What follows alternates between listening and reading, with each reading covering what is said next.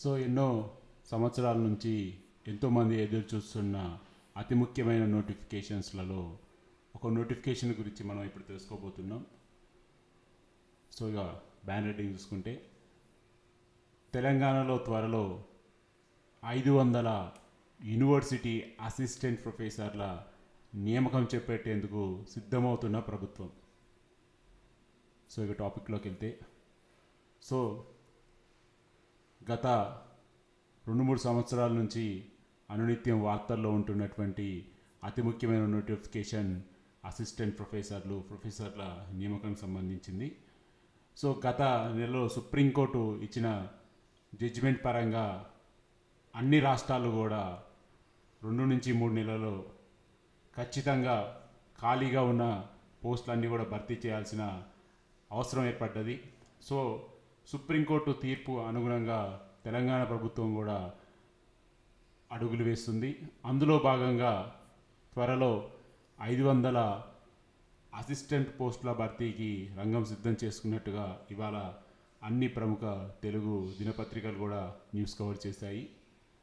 So మరి ముఖ్యంగా దాదాపు 1100 నుంచి 1600 మధ్యలో తెలంగాణలో ఉన్న తెలంగాణలో ఉన్న అన్ని యూనివర్సిటీలో పోస్టులు ఖాళీగా ఉన్నాయి.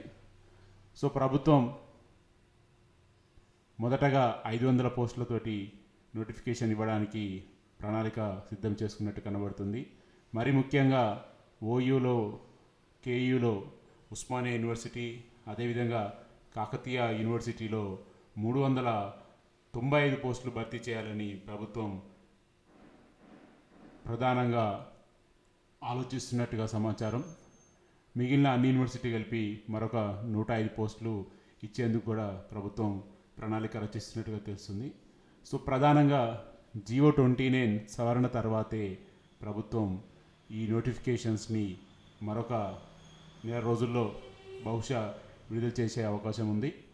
సో మనం ఇక్కడ పర్టికులర్గా టైం పీరియడ్ ఎందుకు చెప్పుకోవాలంటే, సుప్రీంకోర్టు ఇచ్చిన తీర్పు అనుగుణంగా ప్రభుత్వం ఖచ్చితంగా ముందుకెళ్లాల్సిన బాధ్యత ఉంటుంది. ఎందుకంటే సుప్రీంకోర్టు తీర్పుని కనుక ఒకవేళ ప్రభుత్వం అమలుపరచకపోతే ఖచ్చితంగా సుప్రీంకోర్టు తీర్పు అమలు చేయలేదని మళ్ళీ సుప్రీంకోర్టుని ఆశ్రయించే అవకాశం ఉంటుంది. సో ఒక నెల అటు ఇటు అయినా కానీ ఖచ్చితంగా ప్రభుత్వం నియామకాలు మాత్రం చేపట్టాల్సిన ఆవశ్యకత అయితే ఉన్నది. సో జీవో 29 గురించి మనం మాట్లాడుకుంటే, పిహెచ్డి చేసిన వారికి ఎంత పర్సెంటేజ్ వెయిటేజ్ ఇవ్వాలని ప్రభుత్వం గతంలో ఒక జీవో తీసుకొచ్చింది. సో ఆ జీవోలో ప్రభుత్వం చాలా క్లియర్గా చెప్పింది, ఎవరైతే ఆల్రెడీ పిహెచ్డి కంప్లీట్ చేశారో వాళ్ళకి 10% వెయిటేజ్ ఇవ్వబడుతుందని. సో ఇటు నిరుద్యోగుల నుంచి తీవ్రమైన నిరసన వ్యక్తం అవుతుంది. 10% కాకుండా 30% వెయిటేజ్ ఇవ్వాలి పిహెచ్డి చేసిన వారికి అని చెప్పి ఒకవైపు నిరుద్యోగులు ప్రభుత్వాన్ని రిక్వెస్ట్ చేస్తున్నారు.